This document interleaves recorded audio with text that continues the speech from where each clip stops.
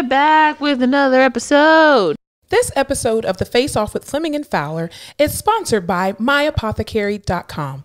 My Apothecary is the premier online destination for hemp-derived CBD that will help you curate a wealthy lifestyle. The views, thoughts, and opinions expressed during the Face Off with Fleming and Fowler podcast series are solely those of the individuals involved and do not necessarily represent any specific employer, organization, committee, or other group or individual. The primary purpose of this podcast series is to educate and inform. This podcast series does not constitute medical or other professional advice or services.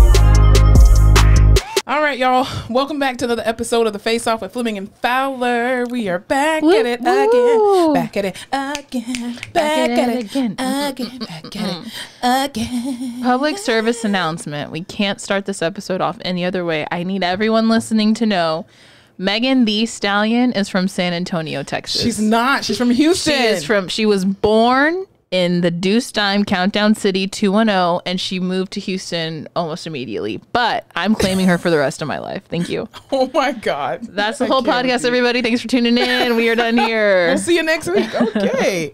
Interesting. So yeah, she is not from San Antonio. She was born here.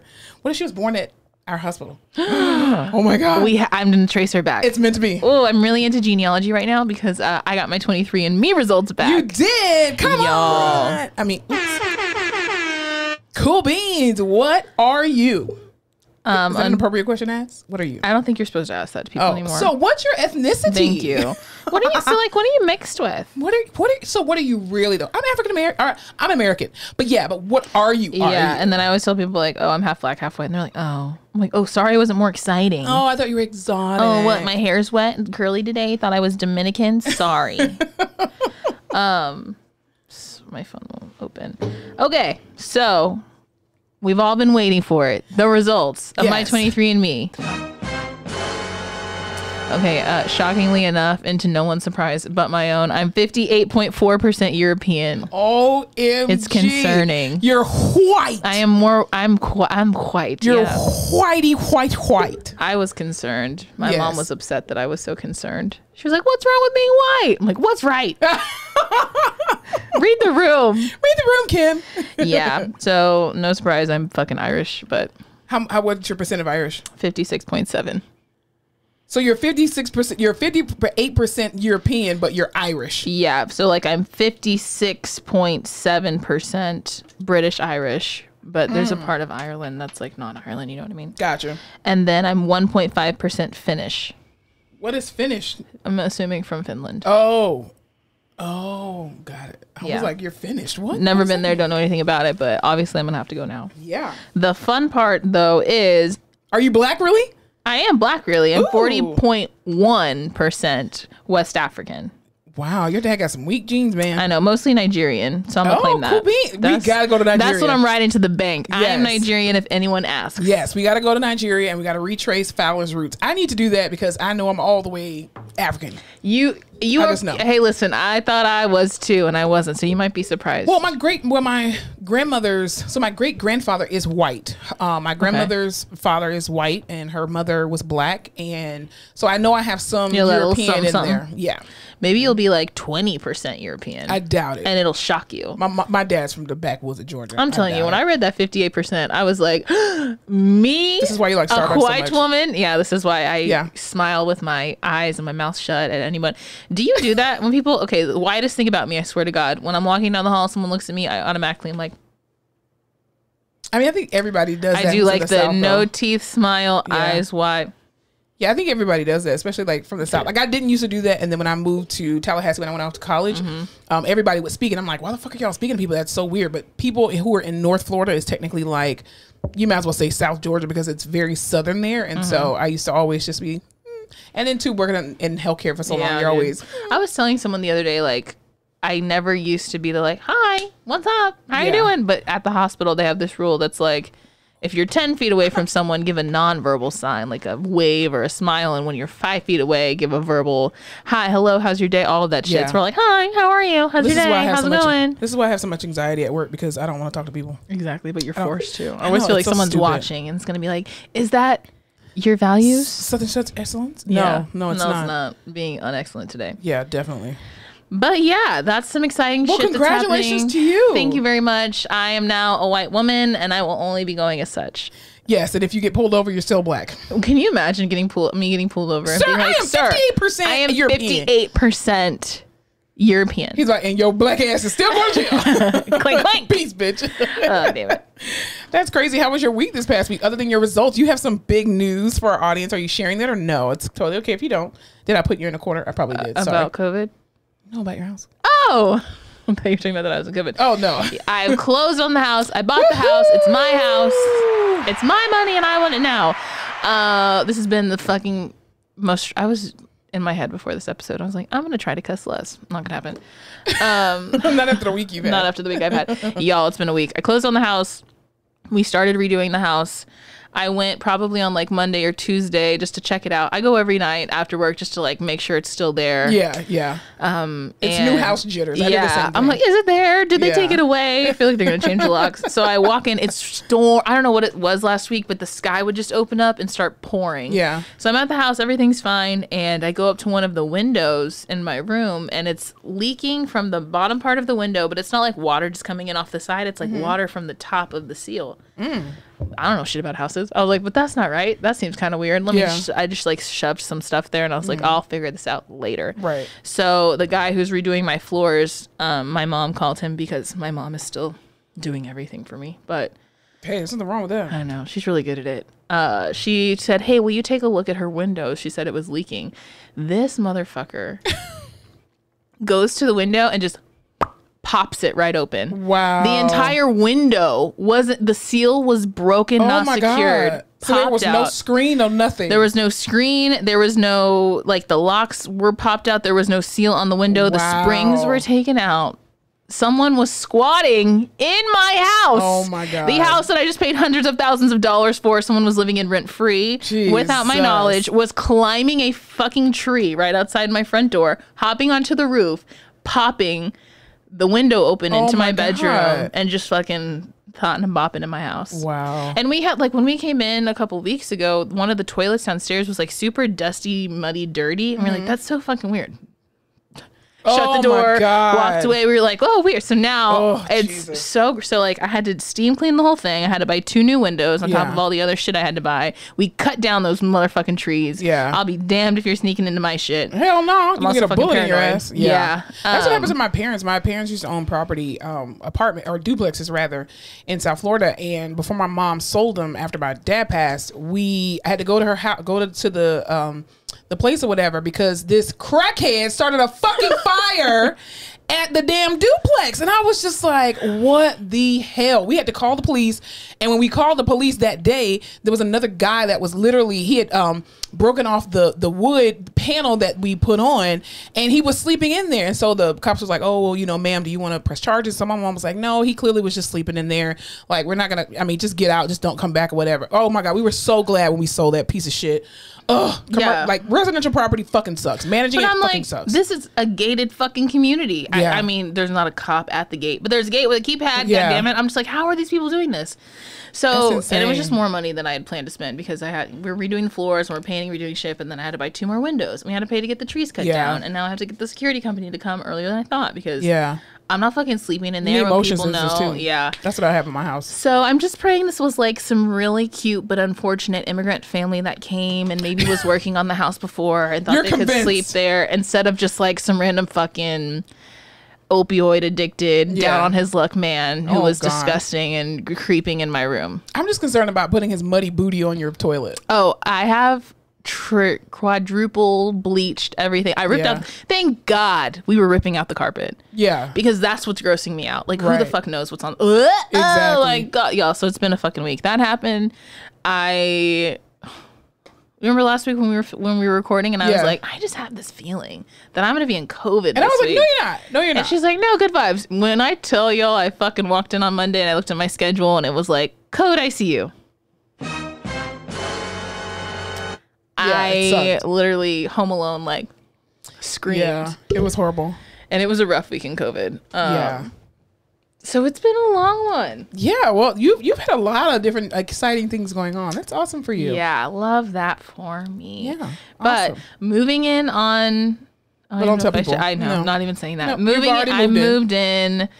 The security system is armed and dangerous, so don't even fucking try it. I'm getting a gun, I've decided. You might as well. You're in Texas. Why don't you own a gun already? Bah, bah. Yeah. I own several guns. I want an arsenal, you know? Yeah. I'm trying to get me another gun. Well, not trying to. I am going to get me another gun. I just want my one of my coworkers, old coworker's husband is going to build it for me.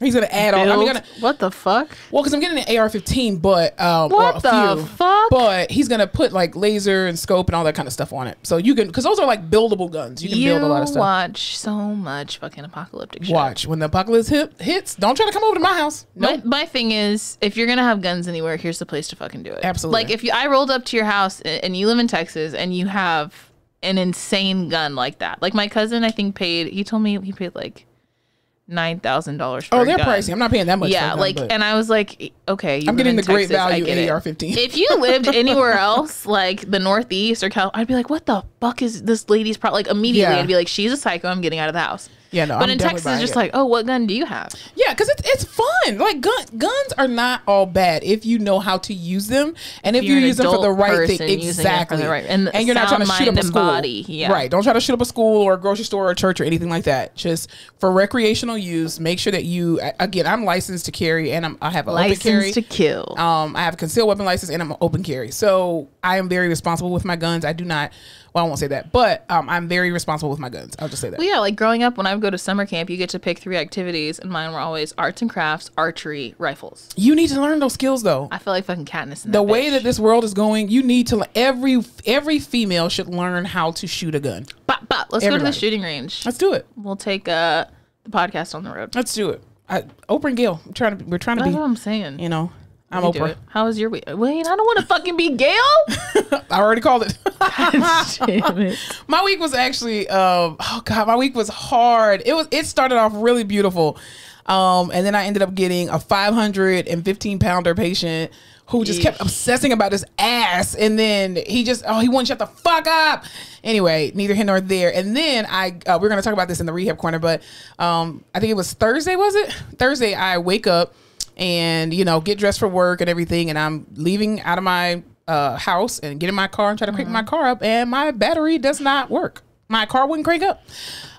So yeah, I had to deal with that debacle. Crank your car? No, I just tried to crank it up with my key, and it was like old key crank. Nope, bitch. And I was like, damn it, I don't know if it was the starter, the alternator. Well, I knew it wasn't the alternator because it didn't start up at all. But I figured it was either the starter or the battery, and so thank God it was just the battery. So dealing with that whole debacle, but we'll talk about that in the rehab corner. But other than that, my week was pretty good. I'm getting ready to go on vacation this week, so when this comes out, I will be on vacation.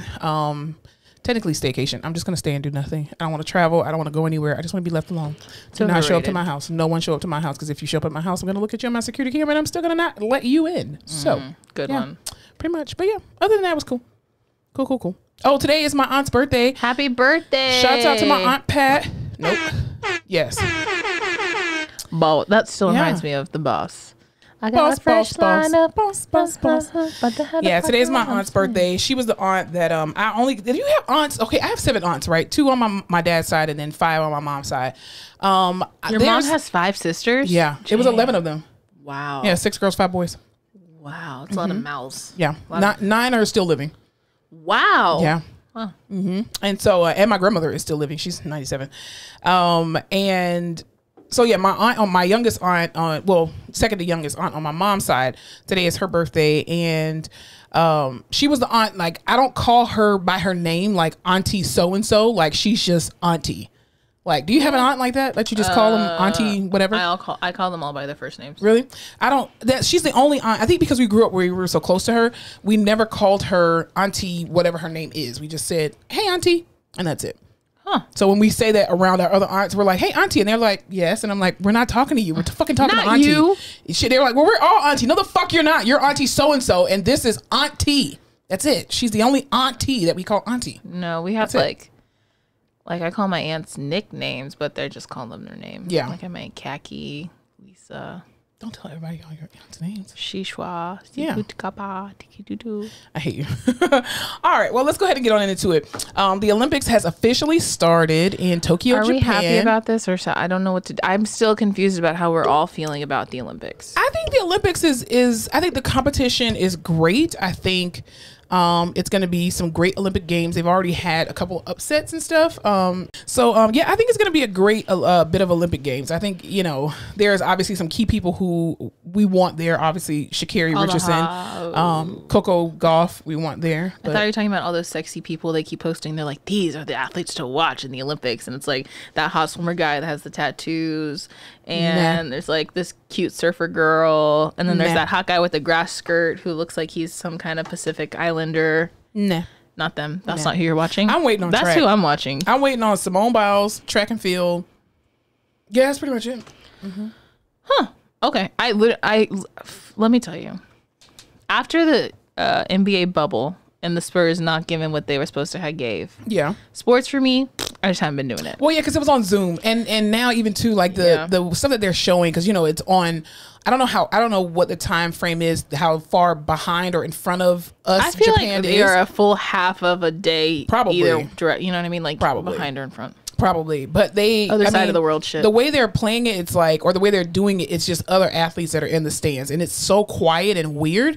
Because even I was watching the swimming last night, and the swimming, they basically had people that were, you know, making all these little noises or whatever. So every time they come up on the surface, they're letting them know by the little things that they press on there, the little horn sounds or whatever. But it would seem kind of lame because you don't have the same level of intensity. You don't hear the crowd, you don't hear the noise, and you feed off that as an athlete. But I think it's gonna be still okay. I'm just, you know, it's not gonna be the same, but you know. The only thing I've kept up with this year is Formula One. Really? Yeah. They're coming to Austin in October. If you have a way, listen, the tickets are so fucking expensive right now. The only good ones they're like $2,000 because all that's left is these like fuck you, Formula One. Like box seats basically, but there's some for like $600. I'm trying to get my mom to fork it up. Maybe you just bought a house. She wants to go though. So I was like, she doesn't want to go alone. She wants to go with me. So she might as well just buy it for us. You know what I'm talking about? I hate you. Anyway, that, and do you know what was on the other day? Professional cornhole. I was obsessed. Couldn't stop watching it. That's a profession? Yeah, it was like on ESPN. You talking about the one with the little bean bags and you throw in the hole? Yes, bitch. Professional cornhole. There was like this older couple. They looked like they were a couple. How the hell do you make that a profession? Older white people. And then there was like this young black guy and this white girl. And that was their team. And it was professional cornhole.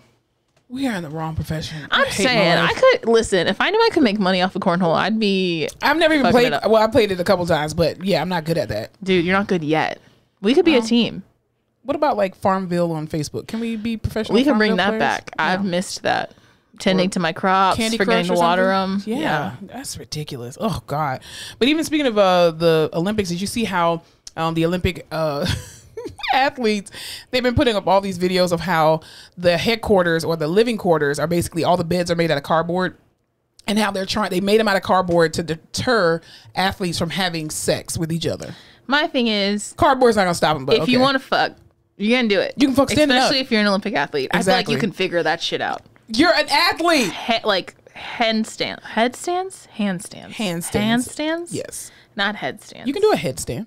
That'd be more difficult. Yeah, but people still do a headstand, but it's a handstand. But it's a handstand that I'm referring to. Mm-hmm. These are the most physically fit people in the entire world. They're supposed to be, yeah. So I think they can figure it out. Like no little cardboard. Listen, people been fucking in the back of Chevys and whatnot, and having sex in theaters and in airplane bathrooms. Yeah. You really think a piece of cardboard is gonna stop anything? It's not. Is this that big of an issue at the Olympics that they were like, we have to do something? I'm just like, what is this, like a big orgy or something? Yeah. I don't know. Do they get complaints every year? Is that why all the Olympians have kids? I kind of feel like Japan, though, is like, they're very obviously traditional. Like other countries are traditional as well. But I feel like even a lot of the stuff that they make out of like bamboo and all that kind of stuff, like maybe that's just, I mean, they're probably like, listen, we're in a pandemic, bitch. We can't afford all this stuff. They probably just ran the fuck out of beds. They probably did. Because they're like, what can we do? Oh, let's say it's because we don't want people hooking up. Yeah, we already got to pay for electricity. We got to pay for food for y'all motherfuckers. Because y'all going to eat a shit ton. We got to pay for the staffers to be there. One thing we can sacrifice is the beds. You shouldn't be sleeping very much if you're an athlete. I know Tokyo is not China, but all Asia to me is ground zero for COVID right now. Well, I mean, they do have a COVID numbers are actually increasing, though, unfortunately, everywhere. But I feel like at our particular hospital, they're not like when COVID first started last year, we were obviously in like the hundreds, and I'm not talking about 100 patients. We had like 200 and 300 patients at a time. But it was like 50, 70 the next day. Yeah, 102. It was rapid. Like people were just coming in with COVID, so much to where they weren't even getting admitted. Do you remember in the emergency room? They were like, "Listen, if you're COVID positive and you can manage your symptoms at home, your oxygen is over 80%, take your ass home." Yeah, if it becomes unmanageable, then come back. But if not, I mean, they were turning down beds and stuff. I mean, it was an insane apocalyptic time, right? Yeah, but now there used to be a line outside the ER. Yeah, the ER is pretty clear. We haven't even been in surge this whole week. Like they kept saying we're gonna cancel surge calls and stuff like that, but we have gone from like 18 to like 22 and then back down to 19 and then to 25, and it's been small jumps like that. Today I went to Costco and it was very weird because there was a lot of people. There were so many people that were walking around without a mask on, and I'm just like, do you all realize that the COVID vaccine is not a cure? It is to potentially prevent you from having these crazy, horrible symptoms. But your comorbid factors still come into play, and this shit can still kill you. And the CDC, this is why I said y'all shouldn't be telling people, well, if you're in groups of 4 or more, blah, blah, blah, I'm unvaccinated, then you are vaccinated, then you don't have to wear a mask. Don't tell people shit like that, because they're going to take it literally and they're never going to wear a mask. I feel like people think if you've made it this far, you have weathered the storm. I think they think it's But nobody has survived COVID. We are still in it, and we are still surviving. Well, like the pandemic is not over. I am vaccinated, but I have horrible asthma. If I were to get COVID, it would knock me on my ass, and I will still, like, if I'm running into the store, I don't always wear a mask. Yeah. And I'm like a smart, educated person working in healthcare. Yeah. So, but sometimes we're the worst ones, though. I know. This shit be bothering us. We be like, oh, let's just drink some water and go to bed. You're fine. Just drink some water and just go to bed. Fine. Yeah, I know. I just think people, they're just fucking ready to get back to life, and they don't really care. But what life? Life was so great when we were on lockdown. I pray we lock down life again. Was great when we were on lockdown. Please, just lock us down again. Quarantine.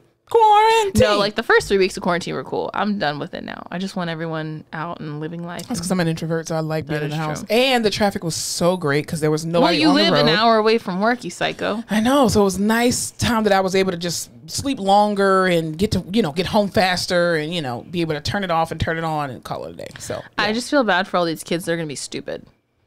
I do too. Because their parents were teaching them at home for a year and a half. First of all, I could not imagine helping my nephew with his homework. Like my best friend's son, who is also my nephew, I think he is now 15. Oh my God, he's 15. I can't believe that. Anyway, but even before, when I was in Atlanta, and I used to, like, when I did my clinical there and I was helping him with his homework, and I'd be like, hey bro, I don't know. Well, did your teacher bring home the answers? Like, so we can at least know what we're doing? Like, can we Google search some of this shit? But I cannot imagine trying to help kids with their homework. Science, yes, I can do. History, I can do all that. Math, fuck no. Dude, not doing it. COVID this week, you know how you can't have anything in that room? What do you mean? Like, you can't have your phones and shit in the COVID room itself. You can't have anything. So this patient is obsessed with his weight because he's losing weight rapidly because he's in the ICU. Dying of COVID. And so I'm not laughing at the patient. And no, just the situation. Yeah. Not even the situation. No, I'm laughing at the fact that he's obsessed with his weight. Yeah. I wish more people were obsessed with their weight. Anyway, he was like, please weigh me. Please, what's my weight? I was like, hey, after the session, I'll weigh you. Weigh him. The bed gives it to me in fucking kilograms. I was like, son of a bitch. Now you got to calculate that shit. So I was like, hey, sir, 92 kilograms. And he was like, what the fuck is that? And I was like, okay, let me multiply. I had to do long multiplication with a dry erase marker on a desk. You know how long it's been since I did long multiplication? That shit is hard. You know what my response would have been to that patient? Oh, let me ask your nurse. Your nurse can give you that information. Your nurse can give you that information. Can she give it to me before we start? No, here's the deal. Do your exercises and then we'll tell you what your weight is. I was like, surely I can do that. 92 times 2.2, perfect. I wrote it down and I was looking at it and I was like, what the fuck?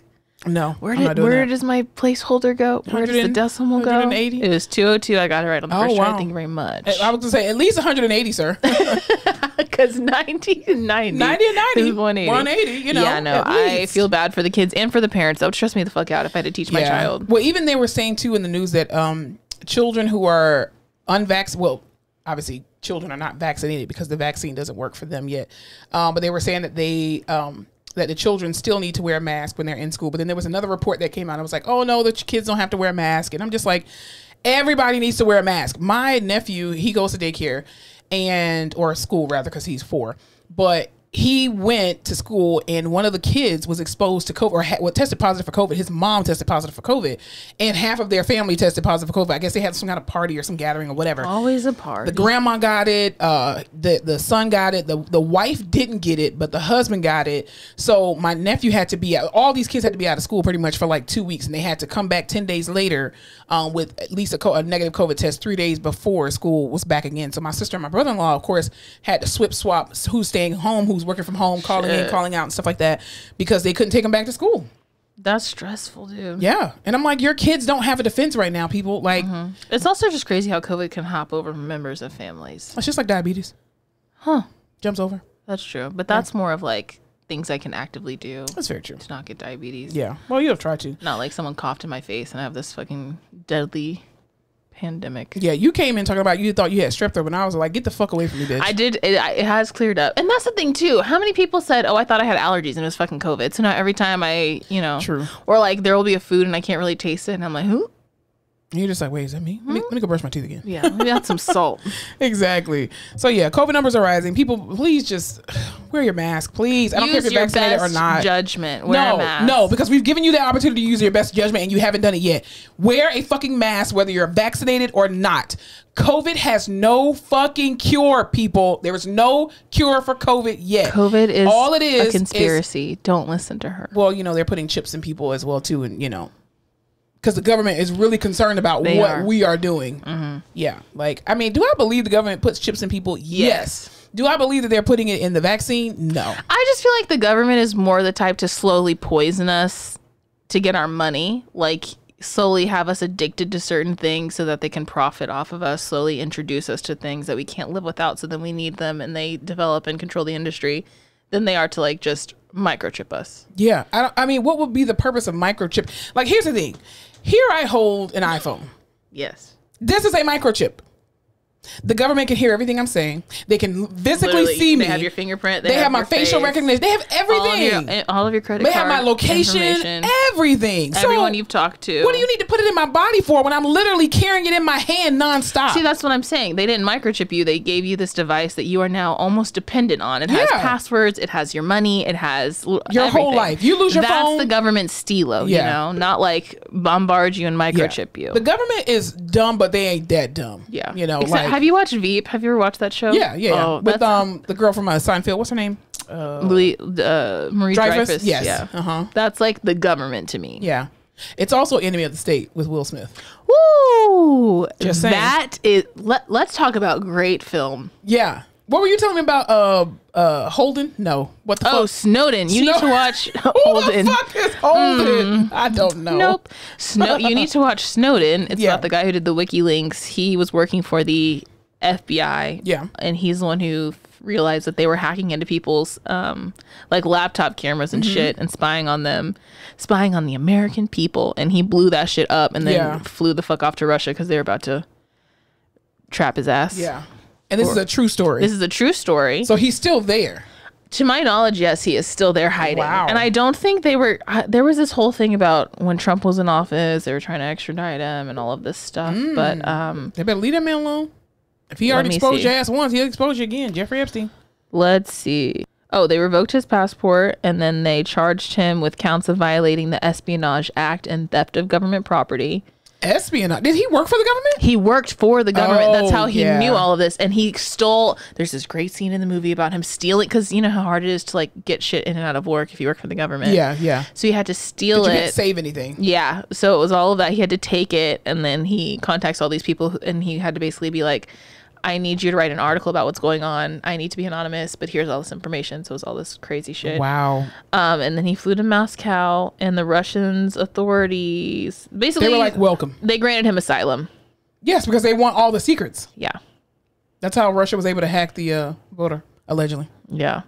Okay. I was listening to God, what the fuck? I guess I should pay more attention to what the fuck's going on.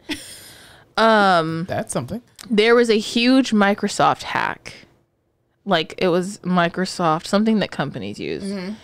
And it was hacked and they thought it was Russia. Yeah. So then they were like, we're cutting off this with Russia. We're cutting off this with Russia, blah, blah, blah, blah, blah. Like all of these harsh things. And now they've figured out that it was actually China who's done it. Sorry. And they haven't done shit to China. So everyone's like, what's going on? Who the fuck is going to touch China? Nobody. China can do whatever the fuck they want to. You gonna you think you big and bad? Go against China if you want to. They will crush everybody in this whole entire universe. Literally turn over anything in this office. Seriously, this is literal Chinese writing on this pen. Listen, it really is. Listen, China. This computer, everything we got is made in China. Piss China off if you want to. I feel like our relationship with China is like China. I feel like the relationship between China and the United States is walking on eggshells. What can we do to continue this barter and trade system without me pissing y'all off so y'all won't kill us? Yeah. Please don't kill us. And everyone's like, buy USA made. I'm like, if it weren't 20 times more expensive, I fucking would. Or piss poor quality. Just saying. There's that one. You know, fix or repair your dailies. Unless you want to give me a Ford, then I'm cool. You can afford a Ford when you buy from Gillespie. Gillespie? When you buy from Gillespie, you can afford a Ford. What is Gillespie? Gillespie Ford. Oh. Is that their slogan or something? Oh, okay. I was like, I don't know what you're talking about. All right, let's just take a quick break and we'll be right back. This episode of The Face Off with Fleming and Fowler is sponsored by MyApothecary.com. My Apothecary is the premier online destination for hemp-derived CBD that will help you curate a wealthy lifestyle. CBD is one of many restorative compounds found in the cannabis plant. Its benefits include decreased pain, improved mood, decreased anxiety, and much more. Some of y'all know that I have crazy ADHD, so I'm heavily medicated at all times, and I've been taking CBD oil at night to kind of calm me down, get me ready for bed. 10/10 would recommend. Worried about regulations? The passing of the 2018 Farm Bill made hemp-derived CBD legal to sell and consume. So yes, CBD is 100% legal and perfect for every person of legal age. My Apothecary's featured line, Broad Bloom, offers broad-spectrum CBD oil drops, sports cream, and soft gels. These products have no THC, so you can stay fly without the high or zen without the spin. Shop now at www.myapothecary.com and sign up for their newsletter to get exclusive offers, product releases, and CBD news. Remember to always check with your healthcare provider before consuming any supplement. You must be 21 to purchase and consume, and shipping is only available in the US of A. Don't forget to shop at www.myapothecary.com. All right. So anyway, kind of piggybacking off of we'll talk about Naomi in the what we're watching or whatever. So we'll talk about that. But anyway, Jeff Bezos, ever heard of him? He is the founder. Jeffrey Bezos. Come on, Jeffrey. You can do it. Jeffrey. God, that fucking special is so funny. So Jeffrey Bezos, who is the CEO, the founder, blah blah blah of Amazon, he actually went to space this past week. And he wasted a bunch of money, billions of dollars going into space, basically putting a tip in because he didn't go all the way up. Apparently, he only spent 11 minutes in space, and he took his brothers. And when he came back down, he immediately did an interview, like an Oprah-style interview, whatever, and was just like, I want to thank all of the Amazon workers and the Amazon Prime customers out there because you all paid for this. My $13 a month paid for you to go to fucking space. That was a slap in my face. I was like, damn, Jeff, I get it. But why you had to remind me that I'm paying for you to go to space? Like, here's the thing. Jeff Bezos, how are we saying this? Bezos. Okay. We all fucking hate you. We really do. But we cannot live at this point Amazon. Without you. I will not be left out of conversations because I don't get to watch something on Amazon Prime. I fucking refuse.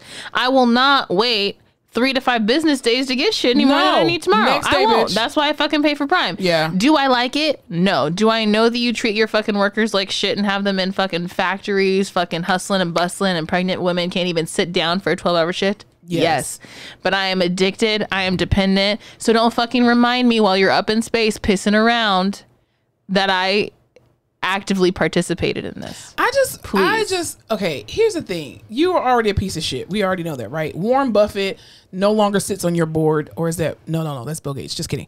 Your ex-wife is now spending all of her money on the blacks, which I love. Love that for I love that she's giving all of this money away. For 40% of me, 40.1, I love it. Seriously, all 100% of me, I love it.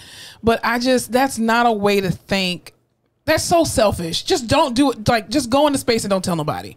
The fact that you literally, there was some just controversy. Go to space and don't fucking don't tell anybody. But the fact that his spaceship looked like a dildo, it looked like a penis, and I'm like, so you just put the tip in? Objects. You just put the tip in. Well, if it's up, then it's stuck. Well, there was this conspiracy thing this girl did on TikTok. She was saying that she still thinks the Amazon logo is a penis, like the arrow that's pointing from A to Z. And some people were like, well, I thought it meant it'll ship from anywhere from A to Z. And she was like, no, it looks like a penis. But I'm like, I think that's a far stretch. But I wouldn't put it past. His head looks like he's a short bald man. He probably has a small dick. Who knows? I don't know. I'm allegedly. We'll do a poll for everyone on Instagram. Let us know if you're short and small. Do you have a large penis? I think big, people say big things come in small packages. I don't know. Clearly he's a billionaire, so he's small, but his pockets are mighty. Maybe maybe he was rejected by, allegedly.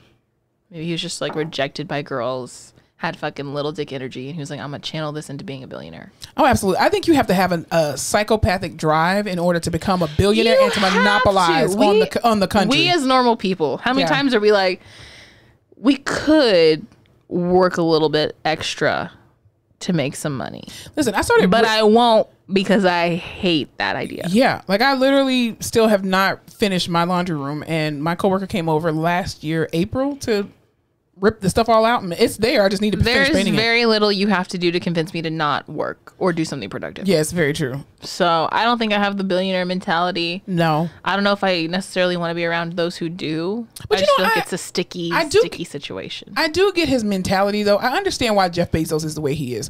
First of all, when you're that powerful and you have that much money, you literally cannot care what people think about you. You literally have been delivered from the opinions of other people. Because if not, you would not have a one-track mind, and you would not be able to be a billionaire. You don't care who you crush on the way up. You don't care what people. You have to be a psychopath, or at least a sociopath.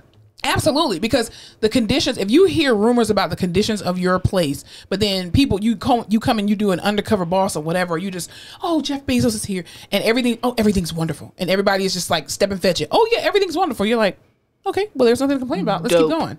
Exactly. So yeah, he has to be a psychopath. So I totally get why he's like that. But I just think that your money could have been spent on way more things. I just think that space is not one of them.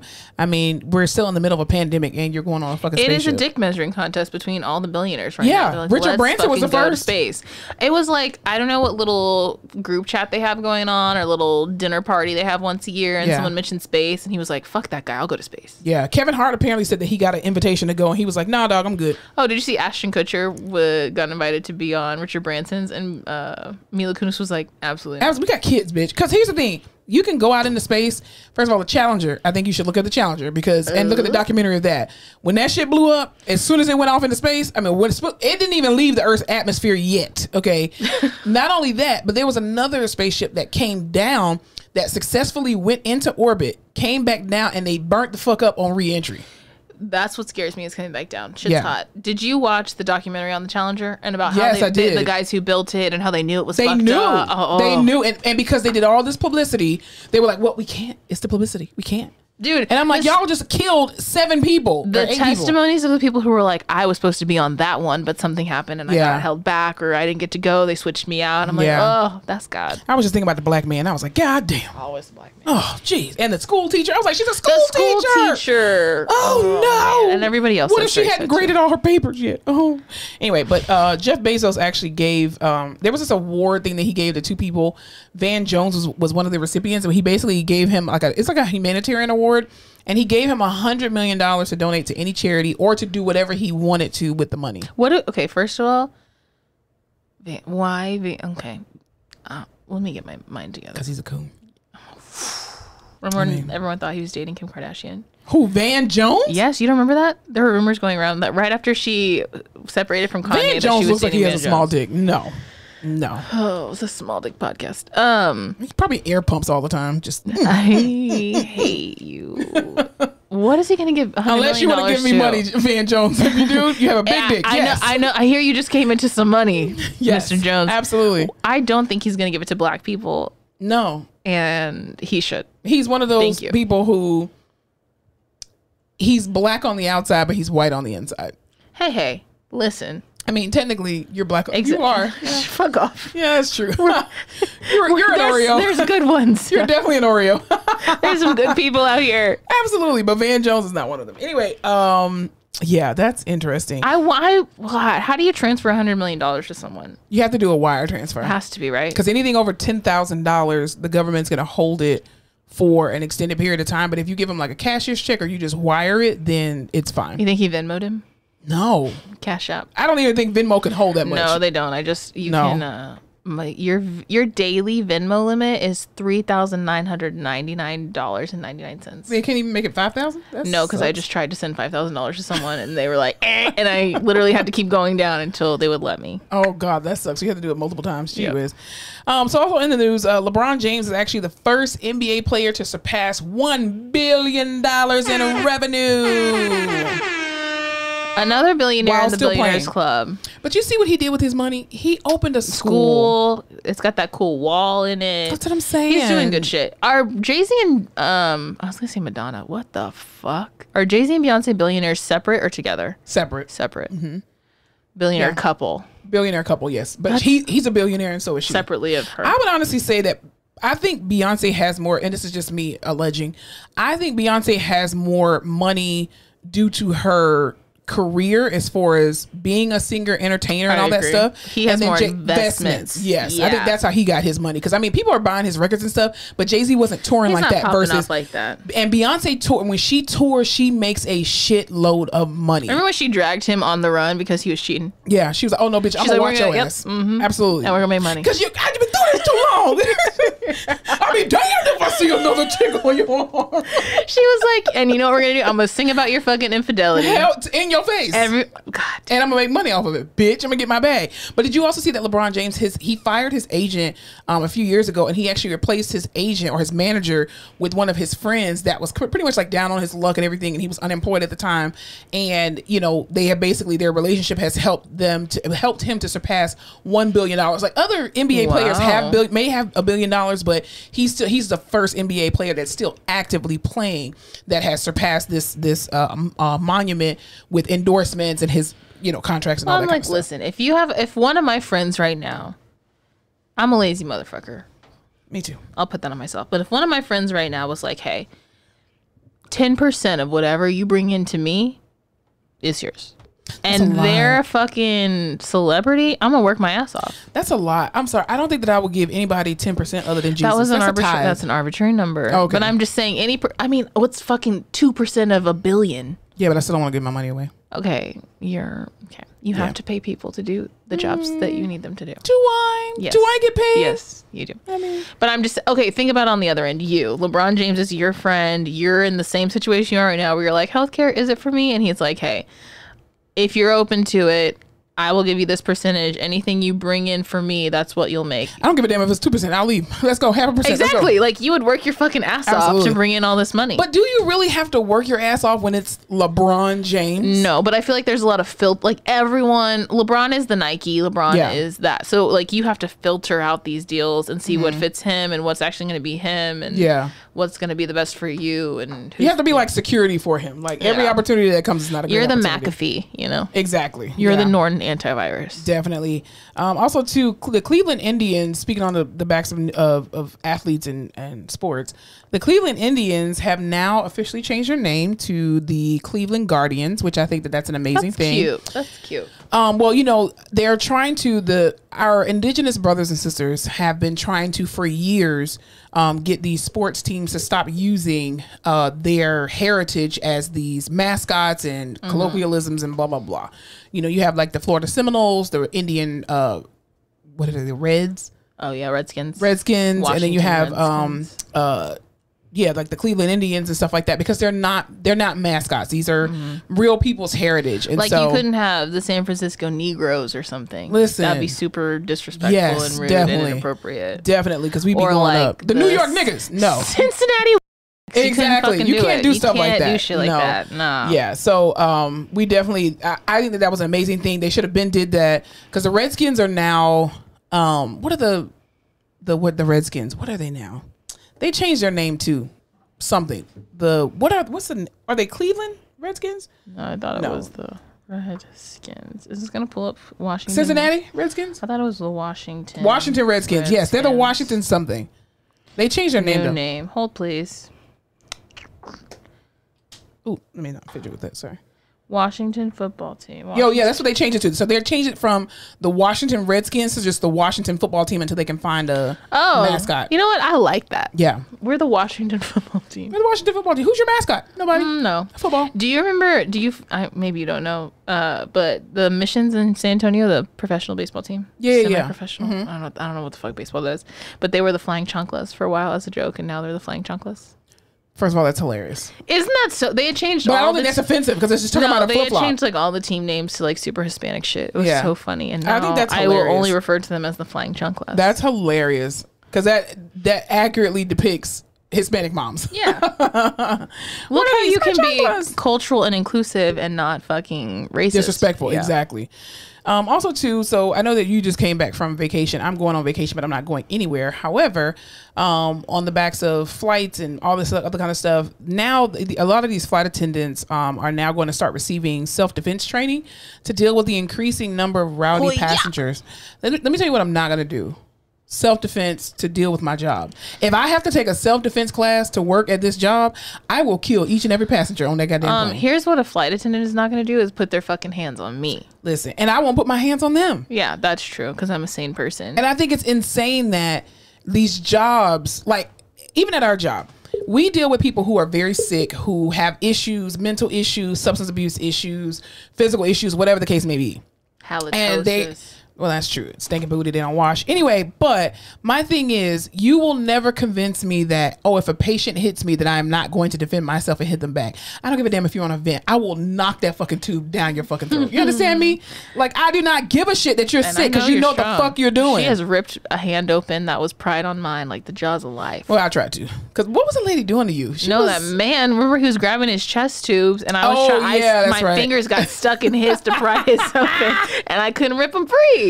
That's right. I had to come over and save you. Why are you so strong on Precedex? I was like, why are you so strong on Precedex? No, jeez. I know you're strong. Here's the thing. I do wish, though, is that, especially on just coming off that flight where those girls got kicked off because they were fucking not following the rules. And rules are there for us to keep us safe. As Joe Biden say, rules are rules. Rules are rules, and they're there for a reason. But I wish that flight attendant could have just put her in a fucking chokehold and dragged her the fuck out, because it took 20 minutes. Here's my question: what happened to the air marshals? Remember when 9/11 first happened? All these air marshals were on board. I remember from fucking Bridesmaids when he's an air marshal. Listen, I would volunteer to be an air marshal. What do you just fly on plane? You just sit there with a gun? Hell yeah. Listen, I pop a cap at anybody that's disrespectful. But you can't shoot in an airplane. Why not? I thought you couldn't because... If I shoot the person? You can't shoot a gun in an airplane. Who? If they make me an air marshal, I'm going to shoot. Like if it's Sit your ass down, Mr. Johnson. I'm not going to tell you again. If it's in the air, you can't shoot it. Why not? Because what if it hits the cabin and then you I'm shooting you directly. I sure fucking I'm hope gonna touch the barrel to you and bow. You fucking pillow, a silencer. I ain't gonna shoot the door now, but I'm definitely gonna shoot you, Mr. Johnson, if you don't sit your ass down, eat your peanuts, and stop yelling at this lady like that. Crazy. Dude, listen, they don't even get peanuts anymore. They get those nasty Chex Mix snacks I never eat. Yeah, no, they're getting lower and lower, like their quality, and that's all flights. I mean, I usually only fly Delta or Southwest or American. I'll fly them too. Those are all the airlines, man. Yeah, well, I mean, I won't fly Spirit. How you want to fly the plane? You're a pilot now, bitch. That's Soul Plane. You will not convince me to ever buy a Spirit ticket. No. Did you see that one video where that was circulating around this past week, where this white lady, of course, called this one of the I think it was Delta. No, it was American Airlines. She was yelling at her and basically being a Karen and called her a bitch. And so the manager came over and was like, ma'am, you will not be flying with us today. I suggest you go over to Spirit. I was like, ooh, ouch. That hurts worse than having to deplane. Seriously. And she was like, sir, she was like, no, we don't tolerate that crap. You're not going to speak to us that way. Like, I think people who have never worked in customer service, like, we are not your servants. Yeah. We are there to give you an experience, there to give you a product, a result, and you cussing and fussing at us is not going to help you get that result any faster. I promise you. It's only going to make me go slow on purpose just to piss you off. I worked at a student housing apartment in college, and I had to deal with drunk fucking kids. It was like this very expensive apartment. So only like very wealthy kids live there. And I had this girl one night drunk from 6th Street come back. Because everyone would just like lose their keys. It was no big deal because I was there to let them into their room at the end of the night. And this girl was drunk and she was just being annoying. And I was just, all the shit happened. And she was like, this insecure bitch, blah, blah, blah. And I was like, she was talking about you? She was talking about me. Ooh, I called the cops. I was like, here's what we're not going to do. Calling the police. I said, hello, 911. I'm a confident ass black woman. I'm 58% white and I need you to get over here now. I didn't know that yet. I was like, I am 50% black. That makes me a strong black woman. And I'm being harassed at my place of work. Yeah. I need you to come quickly. Quickly. Yeah. I was like, oh yeah, I'm white too. Woo. That's right. They're like, wait, I'm white. My mom's white. Oh, we're on the way down the street. We're already outside. I was raised as a white woman. People, I don't fucking. Oh, people are crazy, dude. Listen, the day that I have to take a self-defense, first of all, I would be leading the self-defense class, dude. Unless I knock them out. Unless I'm a cop, a fucking sensei, a security guard. Yeah. If I have to learn self-defense, I was gonna say CPR. You definitely need I definitely need that. If I have to learn self-defense for a job, I'm not doing the fucking job. No, because I'm telling you, you hit me, I'm gonna hit your ass back. Well, not that. I just like refuse to be put in those situations. Like even a girl at McDonald's, the one she remember that guy, he was asking her for a straw or something, and he reached over and grabbed that girl by her shirt, and he didn't realize she was a boxer or training to be a boxer, and she laid them punches into him. And she's suing McDonald's right now. Again, if you hit me, my only agenda is to see your jaw come off your face. It's my only agenda. I can't. At that point. Yeah, no. Don't hit me. Why I oughta. Yeah. But anyway. All right, let's go on into some social media stuff. Let's talk about something fun. What's been going on with social media? Remember that one time that Nick Cannon sent Kevin Hart a llama?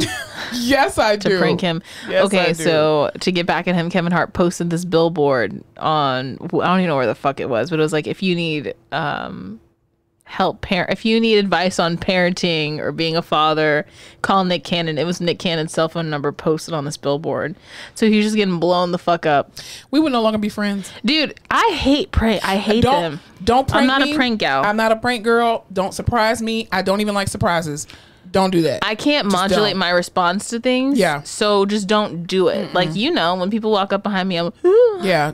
I can't do it. Don't ever surprise me for my birthday. Don't surprise me for any reason in life. I don't care if when my husband comes and you propose, bitch, I better know about it, because I'm telling you, my response will not be what you think it will be. I don't have a cute surprise face, and my reaction is never what you want. And I'll also say dumb shit like, and especially pranks, I'm gonna fight you, like straight up. You prank me for any reason, and I'm telling you this now.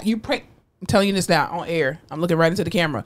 If Fowler pranks me for any reason, that will be our last episode. Because I promise you, prank wars season, ladies and gentlemen. My agenda is going to be to knock her complete head off of her neck. I hate pranks. Do not prank me. Dude, I do not like being surprised. Literally, my dream situation is that I wake up one day with a rock on my finger, and someone's like, "Oh, that's a cute surprise. I like. Thank you. This is not a cute surprise. Yeah. It's like a controlled environment. It's a very controlled environment. Do not have my whole family there. Do not have my friends there. No. It's beautiful and it's sweet for those people who like that shit, but not for me, because I need to fucking process shit. And make sure my nails are done. Oh yeah, that's right. And my hair. Don't be out here trying to, baby, I want to. Do you know what I look like when I wake up? Don't do that to me. Don't do it. Don't do it. So for those listening that are really considering proposing to either of us, this is important. Just plan it out. Yeah, no, I don't fuck with pranks like that, especially. Like, please don't ruin my day. You literally, but my thing is, you opened to, like, I know it was a prank, Kevin, I get it, but you really opened him up for like hackers to be able to find him. That's a safety issue. Like, come on, dude. And he was answering them calls. Like, I saw him on the toilet with FaceTime. She was like, wow, this is really you. Like, I would kill. Now I have to change all my numbers. Dude, can you imagine how many people have fucking Nick Cannon's cell phone number? And all you had to do. Here's the thing, Kevin Hart. He just sent the llama to your house with the people. He didn't send it just randomly. You could have sent him an elephant. Can you imagine if he just left him a llama? That's what I'm saying. But that's not a call for you to get that. That's not a funny prank. If I was Mariah, I'd be pissed. That's not a funny I can't prank. Get a hold of you because everyone's fucking calling you. Come pick up your fucking kids. Exactly. Like, what if one of his baby mamas was going into labor? What if one of his 8 women who fucking mothered his kids? Yeah. Maybe he has. I'm quite sure he's Nick Cannon. He has multiple cell phones. He probably does. Sure. Maybe it was the lesser used cell phone. Maybe, but hopefully. Still, you give my number out to somebody, I'm gonna knock you out. Don't do that. Kevin Hart doing the pranks. Oh, that's horrible. I'm so happy Nick Cannon has friends. You know. I mean, he has a lot of babies, so good for him. He has a village. What else is going on? Did you see Kanye's listening party? Did you hear anything about that? Mercedes-Benz Center in Alabama. Atlanta. I saw this one guy who like snuck in and he made this stuff off Photoshop that he was like a part of the press and he wasn't. Yes. Yeah. So all of that's happening. He did one of his like typical, very hyped up, him playing his new album, listening parties.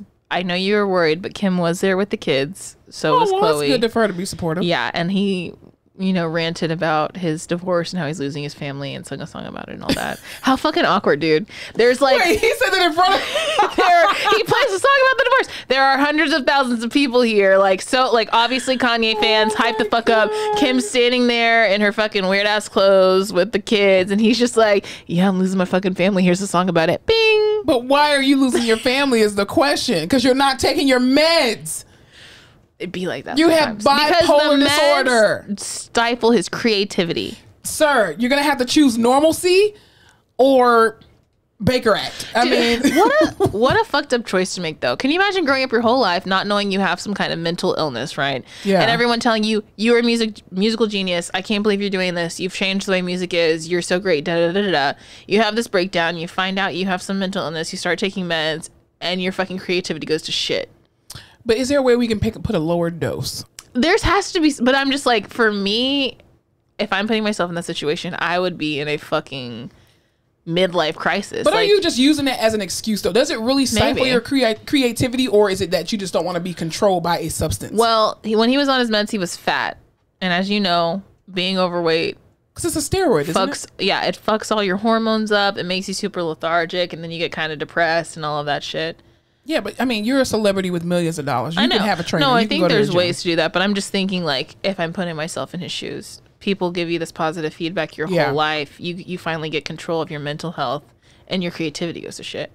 So you have to choose between being mentally stable and being this creative. Always be mentally stable. I just don't know that I would choose that. Here's the thing. You can always put out shit music. I'm sorry. A bunch of people have been putting out shit music for forever. But when it comes to your mental stability, which in turn is a direct correlation with the success of your family, always choose that shit. But if I'm putting out dope records and making money, I can just pay to surround myself with people who act in accordance with me to make me mentally stable. You just said the correct word, act. Yeah, I don't care. As long as they're acting. No. As long as I'm feeling good and putting out shit I need to. And then when I'm ready to be out of the limelight, I'll get that shit checked. Look at Britney Spears. This girl has all the money in the world. And no, she doesn't. Her dad has all her money. But that's what I'm saying. She's made all of this money. And she is in her right mind now. Imagine if she would have been cared for that way that they were maybe trying to get him help. Because she was on the meds. No, I think she was off the meds. So if you don't get on the meds... this doesn't happen. I think she was off her meds. That's why she went like that. Dude, I think she was over on the meds. Probably. Like they just dosed her. They were like Ashley O. Yeah. Ooh, yeah. Yeah, same thing. Dude.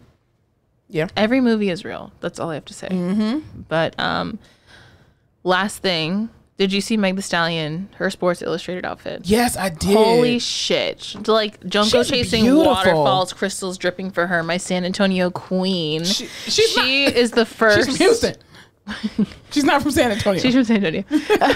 She is the first, I think, female rapper to be on the cover of Sports Illustrated. That's awesome. Yeah. Shouts out to her. And she looks chef's kiss bomb. Listen. All those pictures. I'm like, how'd she do that? Those pictures to me say I eat Popeyes on Thursdays, but I hit the gym Monday, Tuesday, Wednesday. It's just like Sweetie. Sweetie has the worst diet ever, but her body is banging. I mean, it has to be genetics. There's no way. I refuse to believe that people can work hard enough to attain that. Meg Thee Stallion's mom was heavyset. Yeah. Yeah. She was a thick girl. Tell her haters, fuck you. But you could tell, like, her mom had even at her mom's size, her mom had a very nice shaped body. Yeah. That's genetic. I didn't get that because I'm 58% white. Yeah, dude, that's why. It's fucked up. You have part of the curves. You have 58%, 40% curves. I'm just like a C curve. Yeah. But see, my mom on both sides, my mom and my dad, butt, boobs, thighs, everything. Well, I mean, most of this is obesity. However, when you cut off all that, you're asking about my body shape. Most of it obesity. Because even if you look at my old pictures, genetics. Even if you look at my old pictures, I had a don't. I mean, I still got a don't. It's just wider. Got a don't. You got a don't. What? You got a don't. Watch it hit the float. But yeah, Megan Thee Stallion has a beautiful body, man. She has a fucking Coke bottle, beautiful, slim, thick with your cute ass body. Something. I would never have to work a day in my life if I had Megan Thee Stallion's body. Ever. OnlyFans, everything. Absolutely. It would be a waste on me, but I would like to think that if I had that body, I'd be using it. No, I walk the way Megan Thee Stallion walks around on social media. I would absolutely do the same thing. For what? How could you not? Why would I cover this up? It's beautiful. Why would I cover that up? Beautiful. It's oh my God. You won't be able to tell me nothing. You won't be able to tell me nothing. All right, what are you watching? I just watched Ophelia. What is that about? It's the telling of Hamlet from Ophelia's point of view. You a Hamlet fan? Shakespeare? Anything? It's okay. It was cute little watch. I was only forced to do it in high school and I hated it, but yeah. Other than that. I mean, if I wouldn't say go out and watch it, but it was a good thing to put on the background. I also just rewatched Battleship. Do you remember that movie with Rihanna? Navy. Yo, that's one of the better alien movies. It was so fucking good. But I liked how they used a real veteran who's a amputee as well. Yes, and how she's a physical therapist and she walks in. Yeah, I fucking love that shit. Love that he's a real amputee. I love Tim Riggins. I'll fucking die for that man. Who? Tim, he's the main. Oh, I never knew his name. Guy. Well, it's not his name. He's from Friday Night Lights, and he plays Tim Riggins. Oh, okay, cool beans. Who's the best character in that show? I think that was a greatly written alien movie. Yeah, really nice. I would agree. It had your share of comedy and all that kind of stuff, so that was good, like slapstick comedy. And it was just it was an interesting one. Keeps you on you. Yeah. And then I am watching Witcher. Ooh. Yes, I have not fallen asleep. I'm like 2 or 3 episodes in. I also started White Lotus on HBO. Have you watched that? No, I don't have HBO. Okay, dude. It seems so good. I'm pissed at myself for not. What is White Lotus about? It's about it starts with all these people going to like this very fancy hotel in Hawaii, and then it kind of jumps back and forth, but you see that someone doesn't make it back. Like someone dies, but you're not sure who it is. Yeah. But it's like, it's good. I want to finish it. I'll keep you updated. Cool beans. Yeah. What are you watching? So 2 things. One, I started this show called Deep, and it's an Asian film. Deep. And subtitles? Yes. But no. But it's really good. It's really good though. So it's about this scientist who comes up with this thing that he puts into your neck. It's like a chip or something. And it basically, he's testing it out.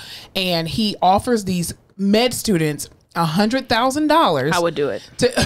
To do it, but I'm reinterested. But the thing is, it keeps you up for 36 hours, and so they're able to study and do all these wonderful things and party and all this kind of stuff. The problem is they start to get sleepy. And the trick is, he tells you if you fall asleep, you could have a heart attack and die.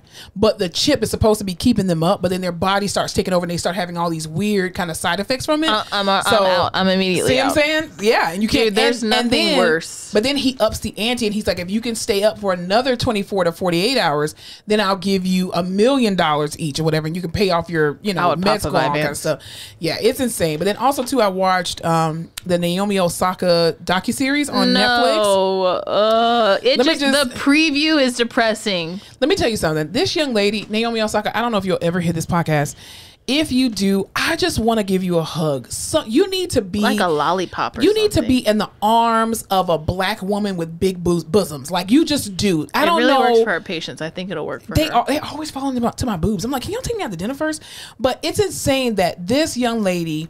First of all, she looks depressed as hell. It's her Snoopy eyes. She looks like Snoopy. But it's not even like the typical Asian like slanted eye. It's literally she looks depressed all the time. She looks like she just wants to end it all and walk in front of a fucking moving bus. Shit. That's literally how she looks. And I'm just like, Naomi, even when she smiles, she's just like the cadence of her voice, the way she talks, what she talks. Literally I was listening just to the preview as I was going through Netflix. Just hearing her talk, I was like, this is depressing and I don't want to fucking watch this. Like and I understand that being a professional athlete at the top of your game is super fucking hard and stressful, but like you're in the prime of your fucking life, girl. She's like 23. Like live it up, liven it up. You have this cute little boyfriend you're always running around with, some fucking ABC rapper. He's so ugly. But they look happy when they're together. You are doing these big things for yourself. You're finally in a place in your career where you've worked so hard to be. I don't want you to be screaming from for the rooftops, but holy shit, you sound so sad. I don't even know that this is what she wanted to be, because even in the documentary or the docuseries, she was talking about how she imagined her life, like what would her life be had she gone to like a regular school, because she was home, her and her sister were homeschooled. And she was like, you know, I'm 22 years old. And she was like, I mean, I guess people my age, are they still in college or graduating college or something? She was like, I'm not really sure. She was like, but I don't really know that I want to know. And that was literally how the docuseries ended. And I was like, what the fuck? It was almost Can like, you imagine? She's like, I wish I could have been a physical therapist. Listen, she seems like she wants to jump off of a fucking cliff. I'm telling you, it's sad. Take all your little monies and take a very long vacation and figure out what the fuck. Well, that's why she's dropping out of things now. Like, she dropped out of the, what was it, the U.S. Open, I think, or the Australian Open, one of them. Was it French Open? The French Open, yeah. And people were, I remember, what's her name? Megyn Kelly, oh dumbass. She had a comment. She was just like, well, I don't understand how she claims that she's not doing interviews for mental health reasons, but she's on the cover of Vogue Japan and all this shit. And so, of course, Naomi Osaka clapped back and was like, first of all, fuck you, bitch. She didn't say fuck you, bitch, but I said that. But she was just like, if you would do your own research, you would see that I actually shot those photos a year ago, and it's just now coming out. But like, also, anything I claim is for my mental health. Fuck you, it's for my mental health. Exactly. I could say like, I need fucking Rocky Road ice cream right now, or I'm gonna fucking end it all. It's for my mental health. But here's my thing. Believe it is. She is like, first of all, she's the first Asian Grand Slam winner, and there's a lot of pressure on her from, first of all, she's not American, right? She was born and raised in Japan, and then she moved to Megan Thee Stallion's born in San Antonio and moved to Houston. Holy dude, you won't let it go. Oh, I will not let it go. Mom, I will not let it go because I'm so proud of her from being from my hometown. I love her. But yeah, I mean, you know, she has this heritage of her Japanese heritage, also her Haitian heritage from her dad. First of all, here's what I want to know. Why is her last name Osaka? Well, because I know her daddy last name is not Osaka. He's Haitian. Can you prove that? It's Have you 23 and meet her? John or Francois, Jean Louis, something. What is her daddy's last name? Maybe because she is very dark skinned. Her mama was like, they will know who the fuck you are. But maybe because she represents Japan, and that was I don't know. But I know maybe that's not her daddy's last name. Is it a tiger mom or a dragon mom? Tiger mom? For what? Dragon mom? When they're like super crazy overbearing. Oh, I don't know. And her mom was like, you will have my last name. Probably. I mean, her parents are always together, so I just assume her parents were still married or still together, because in the docuseries they were always together, and they seemed like they weren't having like a tumultuous relationship. Like, they would sit next to each other in her box, so it didn't seem like they were like how Venus and Serena's Richard Williams and their mom are, where they will sit on other, you know, opposite ends of their box or whatever. Right. But yeah, that docuseries was so sad. She looks sad all the time. And I was just like, why did I waste this much of my life watching a sad ass person? Dude, as soon as I saw the preview, I knew that his last name is Francois. I knew it. That's a Haitian last name. Leonard Francois. Your name should be Osaka. Naomi Francois. That's pretty. Naomi Francois. That's what I'm gonna start calling her. I will not acknowledge Osaka. I'm kidding. I will, but that's your mama's last name. Was her dad in the military or something? Haiti. I don't know. What the fuck? How'd they meet? Well, she just said that her dad lived in Japan. I don't know how the hell his Haitian ass got to Japan, but his Haitian ass that's a long ride. Where is Haiti in relation to China? The other side of the world. Unless it's one of those globe situations where it's actually closer than it seems. It probably is, because the world's flat. Yeah. Yeah. I don't know. That was a joke. The world's not flat. Anyway, but yeah, that docuseries was the saddest thing I have ever watched in my life. Like, I used to call her the Tim Duncan of tennis, because she makes no facial expressions, but she's not even that. She's depressed. That girl needs to be on some. Where's our psychiatrist at our job? He needs to go see. Well, no, he'll probably make her more depressed.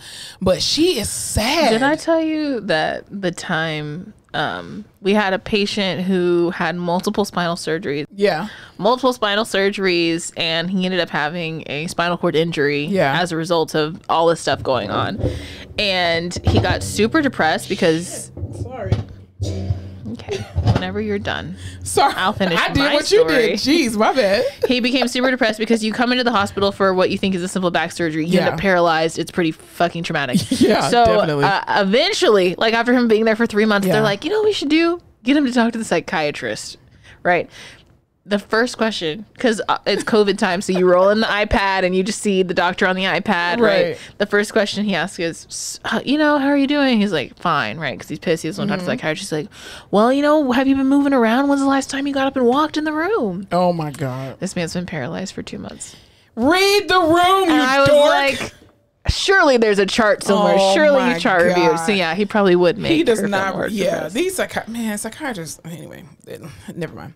Neither here nor there. But yes, Naomi Osaka. I just pray that someone gives you a hug, sweetie. You need a hug.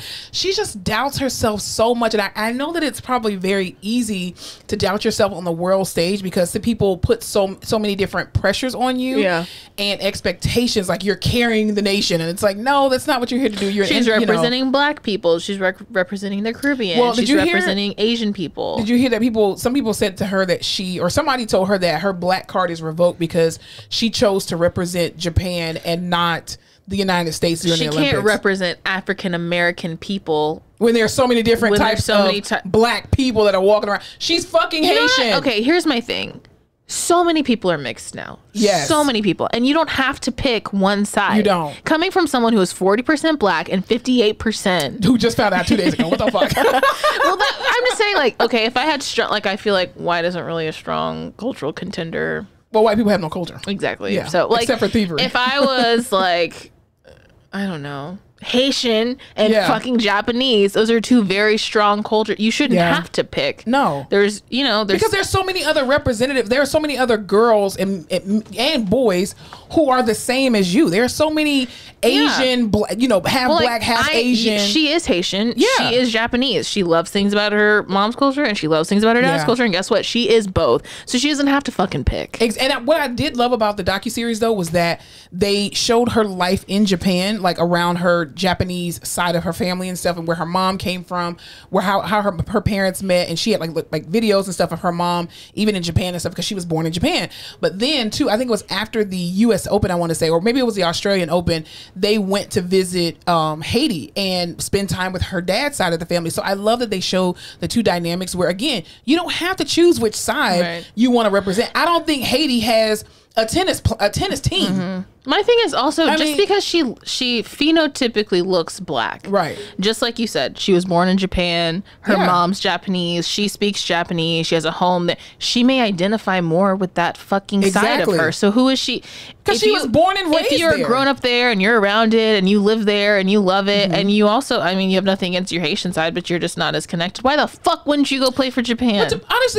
Honestly too, because her mom's Japanese, her dad's Haitian.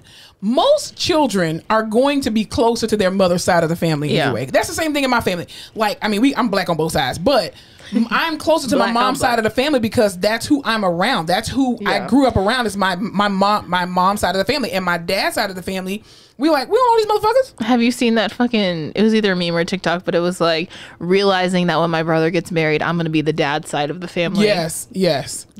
Definitely. And see, that's even with my my brother-in-law doesn't have any siblings. He's the only child, but so there is no dad side of his family. But even his cousins too, like Liam is more to our side of the family because obviously my sister is closer to my mom's side of the family. So, but I think that's how, I won't say all the time, but typically daughters and mothers, they're the ones who pull. Yes. They plan the family gatherings and they want everyone to be connected. Typically. There's times where the men just show up. Exactly. So it makes more sense that you're always closer to your mother's side of the family. Absolutely. But I don't think her Black card is revoked because she chose to, represent one side of her heritage. Like, who gives a shit? Like, especially when the country I'm supposed to represent has been killing Black people in the streets for the last year and a half. Exactly. That's all I'm saying. She wore the masks. She told you her Black life mattered. She did. And you know what? Even went to when they acted, because that was a part of the series where they asked her about her, wearing the masks and stuff like that, and they asked her dad about it, and her dad was like, honestly, I feel like when she wears those masks, I feel like she's representing me, because she's representing the people who look more like me versus her Japanese side. Like, it's still a part of it, because we still are talking about hashtag stop Asian hate, then on the other side, so she can't get a fucking break either way. She can't. So I'm just like, I just think she needs to take a break from tennis. Oh my God. This is a tough year to do anything in a spotlight. It's a tough year to be in like an operating, functional, productive member of society. Yeah. It is an insanely hard thing right now to have any kind of spotlight, limelight on you. Yeah. you can't do anything right. And everyone is so sensitive right now. And so critical too. So critical, so sensitive. If you could say, I like strawberry ice cream, and you will have everybody fucking else. What about the blueberries? What about if you are lactose intolerant? What about the raspberries? You cannot fucking please anybody. No, you can't. So just do you, girly. That's all I gotta say. But fucking she lit the torch. She carried the torch for Japan. That was cute. She looked happy when she did that. She looked really good, but maybe that documentary was during a weird time. I don't know, but her voice just fucking she just looks sad. Immediately scrolled. I couldn't do it. I was like, I'm gonna sit here and watch this. And when I finished, I was like, oh, I need some Jesus, because this is depressing. Oh my God. Poor girl. And then I watched an apocalyptic movie. And of course you did. All right. Anything else we need to talk about on social media before we go to the rehab corner? All right. Let's head on over to the rehab corner. Brown chicken, brown cow. Okay. What are we talking about in the rehab corner today? I just have one big thing to say before you tell me whatever the fuck you want to say. Jeez, that was rude. Okay. If I give you exercises to do over the weekend or over the night when I don't see you, I need you to do them. You're never going to get better. Have you gone to the stretch lab? It's different. No, it's not. That's fucking different. How is it different? Because I'm not in the hospital. Is that going to make you get better, though? Yeah, it will. Exactly. Well, God, it's just, stop it. I don't want to talk about it anymore. I'm just saying. All I'm asking you to do is fucking pump your ankles and squeeze your ass cheeks a couple times. Mr. Johnson every 24 hours. Yeah. And you're wondering why you're not getting stronger. That's why. Also, the spirit's just taking over me, so I just have to talk about it. Let's do it. Everybody's different. People are different. Yeah. Every therapist has their own little stilo, right? We have a little song and dance we do together. If I'm with another PT, it's another song and dance I do with them. Everyone has a different personality. Everyone relates to patients different. Everyone operates differently. But when you go into a room and you make my patient anxious and uncomfortable, I have to end your life. Especially if I like them. Don't fucking do that to people. Yeah. I hate when therapists like... Can you give us an example? Okay. In the COVID unit, right? Everyone's on, in the COVID ICU, everyone's on life support, ECMO. Yeah. Right? And or ventilators. Everyone, oh, sorry, my nose is running. Getting emotional. I'm just kidding. Such a weirdo. Ain't no bitch. That, even if you don't normally have anxiety, is a very anxiety provoking situation. Yes. You have you can't breathe. You're in a shitty hospital room. Yeah. Anytime you move with rehab, there's at least 4 or 5 people in there. Right. There's a lot of shit going on. People get anxious. If you have anxiety at baseline, it's a fucking mess if you're not getting meds, because it's just it's overwhelming. So when you rush in the room, you turn on the lights, you get you tell them we're going to do this and that. They've never done that before. They're anxious to move. Why? Like, I'm the queen of, let's turn on the lights. Let me tell you 3 times what we're going to do so you can and I know there's a time and a place, right? There's sometimes where a patient and you're like, if we explain it anymore, they're not going to fucking do it. We just got to get up and go. Yeah. No, like there's some people, and just like in that unit particularly, there's nurses and therapists too that are like, no, everyone's a baby. You just have to force them to do it. Da da da da. They're not going to get up. And yes, but also like give them 20 seconds to realize what the fuck you're doing. They've never done it before. Yeah. Tell them your plan. Tell them what you're going to do. Tell them why they're going to be safe when you're doing it. So they'll do it, because if not, they're resistive. It's a harder transfer. It's unsafe. And then they don't trust you anymore. You got to build that shit back up, or they get anxious and you have to let them recover. And I just don't fucking like when people do that to nice people that I like. Well, I think too, there's a catch-22 with it, because the patients know how important it is. You've been drilling it in their head for weeks and months at a time. But also too, we unfortunately in this business, PTs, OTs, we are on time limits. And so a lot of times when we come into rooms, we can't give you extra time to get it together. Because if we spend 5 more minutes with you, that means the next person is going to get cut 5 minutes, and so forth and so on. It's just this whole domino effect. And in a perfect world, we would absolutely love if we were able to spend maximum time with people, to give them time to have rest breaks and all that stuff. But this population of people is so different, and it's so mentally, physically, and emotionally draining. plus still having the demands of productivity and quality. And it's like, something's going to sacrifice. So if your rest break's going to sacrifice, because my productivity is not. And that's why I get the extra unit for psychosocial, because I'm like, no. And two, we as PTs, again, we're barbaric. We don't care about your mind. We just care about if your body moves and if you get better. Dude, it's a fucking pet peeve. Maybe it's because I have anxiety too. Yeah. And because also I'm like, you know what? Fuck it. Like, if we're going to do this, to me, it'll go smoother if like I can get a hold of your anxiety, because I've also been in rooms where you start having a panic attack and then we're 15 minutes pushed off. Yeah. So if I can be like, hey, this is the plan, you're gonna be fine. We'll try to get to the chair. That's our big goal. But if you fucking conk out, and some people are just like, this is the goal, blah, blah, blah, and I fucking hate that shit. Yeah, I mean, I think, but I understand. You gotta go and you gotta move, and there are a lot of patients who are babies, so you just have to do it, because they're not gonna fucking get up and do it. Yeah, but also too, there are patients who, with us being a year out from COVID, these people have seen what COVID has done, right? Whether it be in the news, their own family members.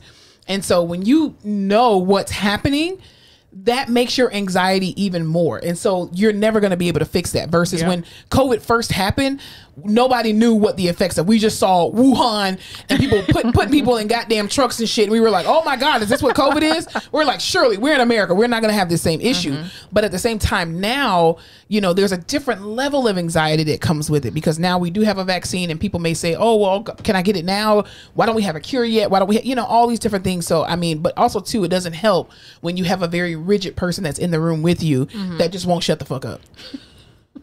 And won't understand and empathize with what the patient is going through. Yeah. I also think here's the thing. You can't pick who you get to work with all the time. Unfortunately. But it's maybe something I need to work on as well. I feel like I start to shut down when I'm working with certain types of people, and it's such a detriment to the patient. And like, there are just some mental blocks I cannot get over, and then I get upset with myself, because I'm like, you just get the fuck over it so you can do this. And then I feel like the treatment session's not what it should have been. So what I'm thinking is they should just let me pick who I work with.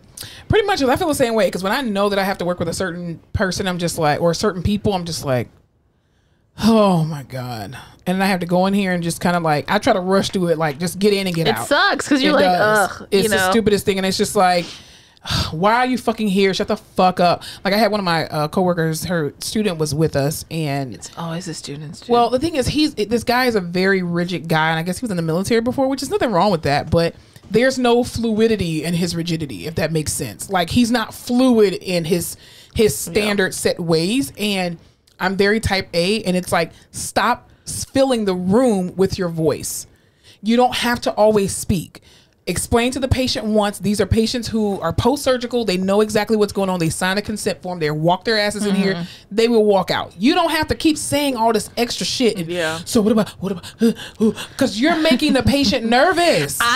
That's what it is. Don't make my patient any more nervous. Like, our job is to go in and to calm them down. Like, hey, you feel like shit because you haven't got up, but we're going to fix that today. And if it's bad, that's something to work on. And if it's good, we'll get you the fuck out of here. Exactly. I hate when people go in there and make a situation worse, because it's not our fucking job. Right.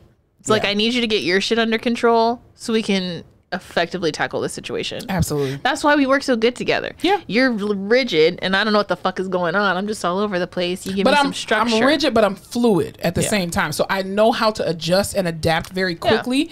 And while you're doing your thing with psychosocial and being a flower child with the patient, I'm over here being a barbarian in my own business, and we can collectively come back together to be able to have the best of both worlds. Yeah. Whereas some people are just rigid altogether, and they don't understand how to cut it off. That's part of the problem. Or they're just flower children like me, and they don't know how to get shit done in a session. And people, and the time is money in the hospital, right? Like, everyone has something to do. So especially if you need someone like a specialist or perfusionist, you can't take all the time in the world, because then they're gonna get pissed off because they have other shit to do. But then you get pissed off with them when they're not on time. Exactly. Yeah. Like, that's a whole other talk show. That's a whole nother talk show. But I just coming to terms with a lot of things this week. I just need people to relax and to not make patients feel worse. Yeah, definitely. Thank you and good night. Yes. Well, one topic that I want to talk about in the rehab corner is that this week we talked about in the very beginning of the episode that I came to work, or I was getting ready to go to work, and my car would not start. So allegedly, so she says. No, I literally have the receipt from the dead battery that I got a text. It was like, "Oh, my car battery won't start." I was like, "This bitch is lying." No, and I'm like, "Yo." So here's a sequence of events. Got all my stuff together, packed my lunchbox, go into my garage, get in my car, try to crank it. It will not crank, and I'm like, "Sweet baby Jesus, not today, Satan." So I try to go it again, and all I'm hearing is, I'm like, "Oh no, sweet Lamb of God." Has it given you problems before? No, this was it. No, this was like, I mean, but when it died before, yes, but yeah, so I go back in the house and I'm like, okay, let me just call my job. So I call my job and I'm like, hey, my car will not start. I'm going to call AAA. Don't adjust my schedule. I'm going to come in. And they're like, okay, cool. Keep us updated, blah, blah, blah. So I call AAA. They're like, it's going to be a 3-hour wait. And I'm like, 3 hours? Everyone's car is doing some shit. And of course I can't go nowhere because I don't have a second car. And I have been thinking about getting a second car already, which I am going to do, but neither here nor there. So long story short, after 2 hours, and the people were supposed to show up because they give you like an estimated time frame. They still didn't show up. So I was like, you know what? Let me just go back in my garage, try to crank my car up and see what will happen. So I go in and I try to crank it up and I'm just like, and finally it turns and I'm like, oh my God. So I was like, let me get my shit so I can just go. So I back out of my garage and in my driveway and I see the AAA man. And so I was like, hey, it's me that needs your help. Hey, AAA man, it's me that needs your help. And so he does a diagnostic on my car. And so he's like, yeah, bitch, it's definitely your battery. Damn. He was like, your battery is supposed to be at 600 volts and you only got 96. I was like, ooh, I'm surprised it even started because you got a big car. Seriously, I do. I have a V6 engine too. I have an 8-passenger truck. So longer story short, he was like, go ahead and turn the car off, turn it back on. And if it needs to be jumped, I can jump it for you. And I was like, okay, cool. So I finally was able to turn it back on.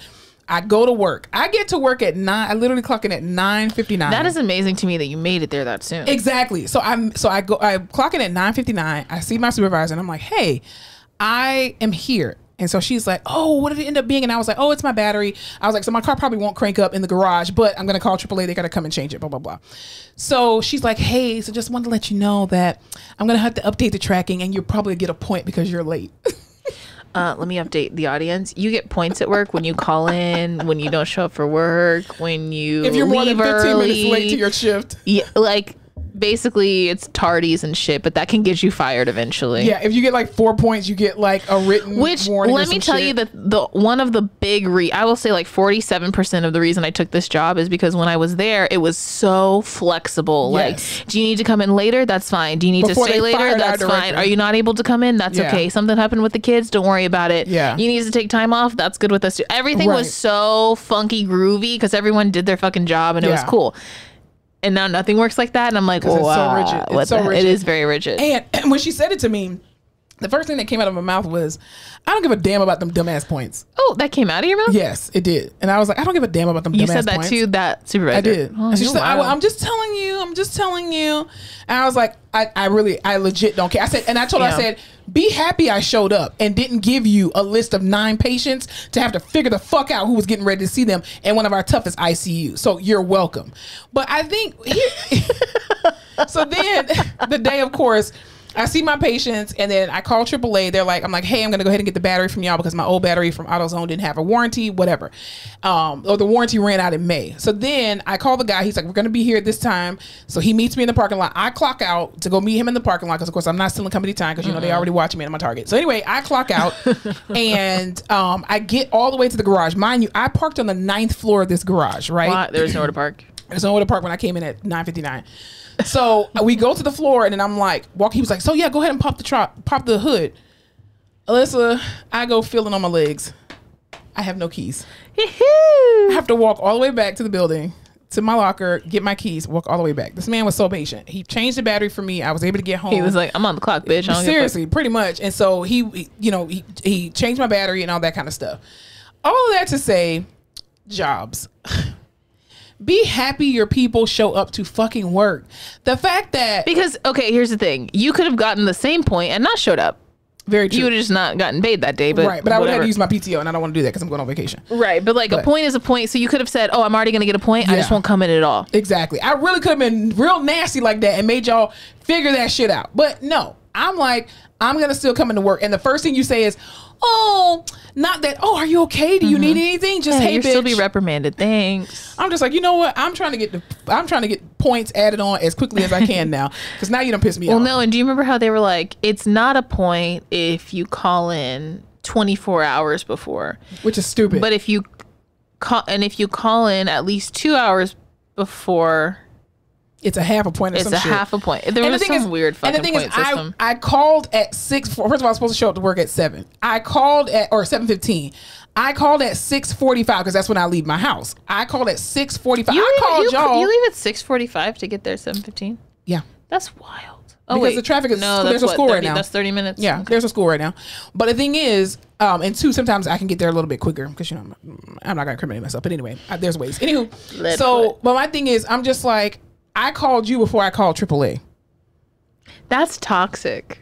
That's a toxic relationship. And I'm just like... And I don't think we should be a part of that anymore. I don't even care about that. That's why I told her with my whole soul, I don't care about these goddamn points. As a matter of fact, add 2 more of them motherfuckers on there. I don't care about the points. Because my thing is, this is life happening. Do you really think that I can control if my battery dies in my car? We don't even have kids. So I can't imagine some shit popping off with my child, getting them settled, getting to work, walking in, and someone being like, so glad you're here. You still get a fucking point. Yeah, I know you had to rush your child to the hospital. 2 more of those motherfuckers, and you'll be in a meeting with all of us. Exactly. And I'm just going to sit there and just say, no, I'm not. You can talk to my lawyer. How about that? But piggybacking off of that bullshit, this is why you have a mass exodus. This is our last topic for the Rehab Corner. This is why you have a mass exodus of healthcare workers. Everyone's because conditions are so bad at these places. Like, here's the thing. Healthcare is a business. We understand that. But even within that business, you have to empathize with the people who are actually doing the physical work. And the fact that you can sit here and tell somebody, well, like even on Friday, we had this thing where I guess corporate was there or whatever, and they were telling the nurses, oh, we're trying to be a Foley-free ICU, which I think is the dumbest thing in the world. I know half your patients aren't up and moving, but we want all the Foleys out, which means they'll either need a condom cap, which comes off super easily, or a Pure Wick, or they need to be getting up and going to the bathroom. Exactly. They're intubated and sedated, but you don't want a Foley. You sound fucking dumb. We want strict eyes and nose on every patient. It's the dumbest thing. It's the absolute dumbest thing I have ever heard in my life. But anyway. They're understaffed, giving these nurses insane expectations. Yes. And then with us too, we have all the other day I got pulled into a meeting about my productivity. And I've always been told that you need to make 2 units an hour, right? Mm-hmm. So usually I get like 19 unit. Well, it's like 4 times 7. That's because you get nothing but evals. Yeah, because we're understaffed. We're understaffed on my end. So I see only evals. They're worth more points. Or yeah. So 4 times 7 is 28. So like on a good day, if I see, we'll do say, okay, 28 units. So I'm always busting out these units, right? Even if I see 6 people, I'm over because I'm only supposed to have 16. And that's what I've always been taught, right? And so I'm like, I'm fine on productivity, so I'll always help out if I have time. Like I'll go and help someone because we don't have tech help either. And I pull you a lot too when she'll pull me a lot. If she needs me to pick someone up, if she needs help moving someone, because I've met my productivity, I feel safe enough to help someone else out, right? I get pulled into this meeting. Hey, so we want to talk to you about productivity. Your actual percentage is you're under. It looks great, but for OTRs, we're actually looking at number of patients seen. So the rules have changed for me. Hitting my productivity. We'd actually want you seeing 7 or 8 people a day, and you're only seeing 6. Yeah.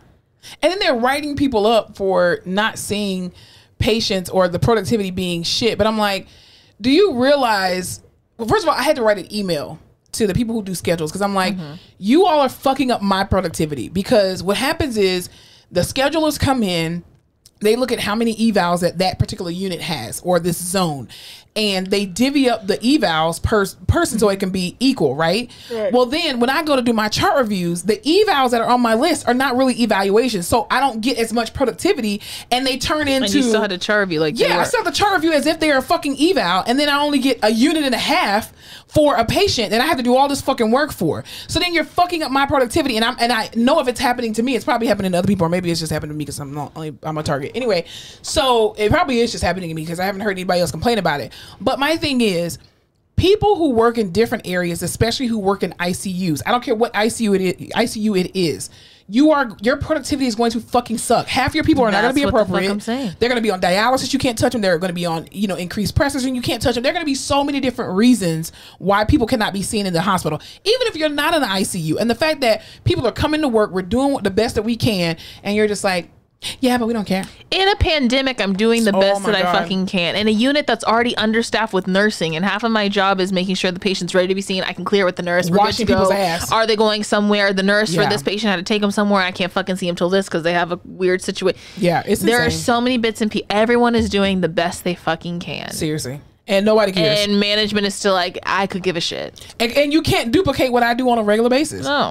Like it's amazing to me that people in management have so much to say, but you would never be able to duplicate what I do on a daily basis. You wouldn't be able to have to say, you wouldn't be able to duplicate my quality, my productivity, goddamn it, or my results. Let's be clear. And no one's gonna work with you down there like they work with me because you have a stink attitude. Exactly. Allegedly. Wait, me or somebody else? Somebody else. Okay. I was like, wait, no, I don't have a stink attitude. Yes, you do, but it's okay. No, I don't. Anyway, it's very frustrating, and I know why everyone's leaving healthcare. You can't. Especially nurses. You're telling me that my expectation is on the moon, Jeff Bezos. Yeah. But you gave me a fucking 2000 Honda Civic to get there. No, you gave me Fry Festival type of vibes. Yes, fucking tents and bologna sandwiches. Yeah, tents and FEMA tents. Yes, bologna sandwiches. Absolutely, and it just make sense. Yeah, it's just insane. Healthcare. I mean, there's a mass exodus. I saw this one TikTok where this lady was like, people need to stop saying that there's a nursing shortage because there is no such thing as a nursing shortage. The problem is nurses are leaving the bedside at an alarming rate because they are sick and tired of dealing with unsafe conditions. You have nurses in an ICU who literally have 3 patients at a time, which should not ever be. And then you have the turnover with trying to get these beds, and then they become EVS workers trying to clean a whole fucking room for a surgical patient to come out when all you need to do is tell your surgeons, slow the fuck down. We don't have a fucking bed. Mm-hmm. But they'll never tell surgeons. No, because they're money makers. They'll never tell anybody that. No, and it's insane. And then you sacrifice your nurses, telling them, "Oh, you'll get written up if your Foley is not taken out." What the fuck are you talking about? You'll never tax the doctors. You'll never tax the surgeons. You will only ever tax EVS, therapy, the nursing staff. Mm-hmm. Those are all the people, and those are the people doing majority of the heavy lifting. Exactly. They're doing all the grunt work, and you're getting all the glory for it, and it makes no fucking sense. But yeah, there is a mass exodus, and even the nurse was talking about, she was like, there's no nurses shortage. We have enough nurses. We have over 4 million nurses in the United States. There is more than enough. But what you do see is a lot of nurses leaving the bedside, working for the actual hospital, and they're becoming resource or travelers, and they're making a shit ton of money, and they only got to be on these contracts for 8 weeks. Or all these fucking nurses are going to do like lip injections and shit like that, which I would too. Yep.